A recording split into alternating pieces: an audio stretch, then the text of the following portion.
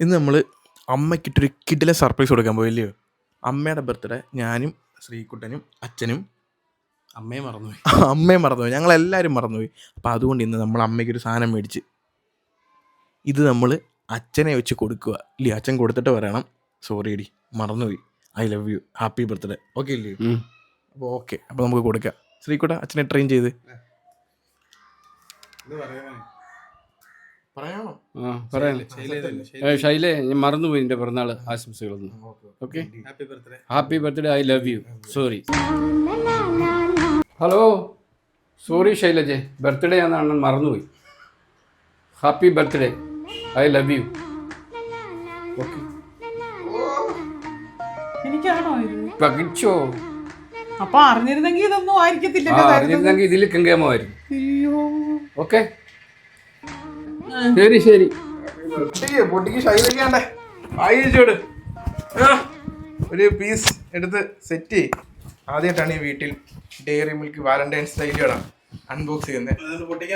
അതുകൊണ്ട് ഞങ്ങൾക്ക് പൊട്ടിക്കാന്ന് പറയുന്നില്ല, ജീവിതത്തിൽ ആദ്യമായിട്ടാണ് ഇതൊക്കെ പൊട്ടിക്കാനൊക്കെ അറിയാം. അതെ, ഞങ്ങൾക്ക് അറിയാത്ത സ്ഥിതിക്ക് ഇങ്ങനത്തെ എഴുത്ത് എന്തൊക്കെയുണ്ട്.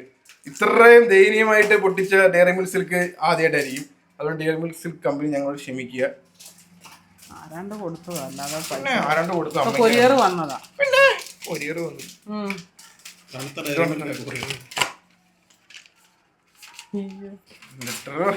രാധാണ്ട് ഇവിടെ ടൂൾ ബോക്സ് തുറക്കുന്ന പോലെ ഡയറി മിൽക്ക് തുറക്കുന്നത്.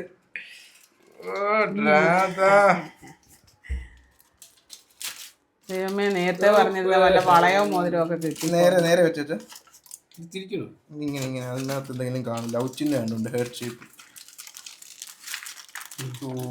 ഇങ്ങനെ ഇല്ലേ? ആ ഒരു പീസ് എടുത്ത് വായി വെച്ച് കൊടു. എവിടാ സൈഡിൽ നിന്ന് ഒരു പീസ് എടുത്തു. ഇവിടുന്ന്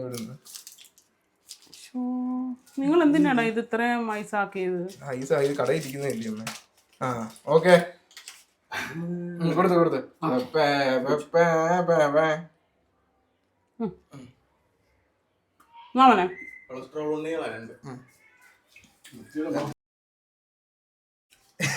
ഒരു ഡെയറി മിൽക്ക് സിൽക്ക്, അല്ല Valentine's Day special Dairy Milk Silk പൊട്ടിച്ചതല്ലോടാ. എന്തോ പറയാനെന്ന് പറ. ഇതിലും വലിയ അൺബോക്സിങ് സ്വപ്നങ്ങളിൽ മാത്രം. The unboxer Radha.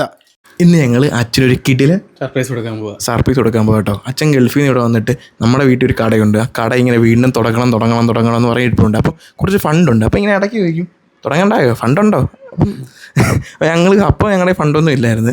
പിന്നെ അച്ഛൻ എന്ന് പറയുമ്പോൾ നമ്മളിപ്പം അച്ഛൻ ഗൾഫിലുള്ള സമയത്ത് എന്തെങ്കിലും പറഞ്ഞാൽ 2 എണ്ണം മേടിച്ചുകൊണ്ട് വരും പൈസ ഇല്ലെങ്കിൽ. അപ്പോൾ ഞങ്ങളിങ്ങനെ ഫണ്ടൊക്കെ ആയിട്ട് ഇങ്ങനെ കളക്ട് ചെയ്ത് ഇന്ന് അച്ഛന് സർപ്രൈസ് കൊടുക്കാമെന്ന് വെച്ച് പൈസ കൊടുക്കുക. അപ്പോൾ നമുക്ക് അപ്പോൾ നമുക്കിന്ന് കട തുടങ്ങാനുള്ള ഫണ്ട് അച്ഛന് കൊടുക്കുക, സർപ്രൈസ് കൊടുക്കുക. അവിടെ ഇരുത്തിയിട്ടുണ്ട്, ഒന്നും പറഞ്ഞിട്ടില്ല. നോക്കാം.